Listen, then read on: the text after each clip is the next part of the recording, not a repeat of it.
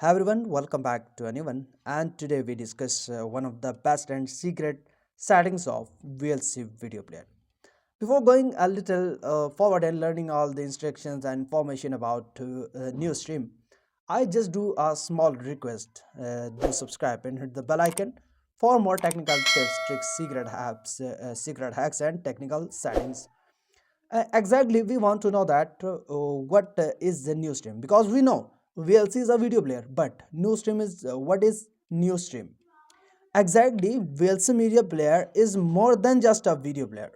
You know, if you want to do a live stream, how you can? With its network stream feature, users can stream online content, IPTV links, and live media directly inside the VLC player. No ads, no extra illustrations. If you want to do live streaming, if you want to stream your content, if you want to IPTV links and live media directly, you need to use new stream option, new stream feature in your VLC video player.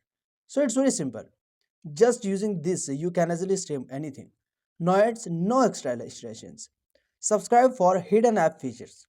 VLC does more than you think. I hope short video helpful for you. So never forget to subscribe, like, and remember to share it with your friends and colleagues. Goodbye. Best of luck.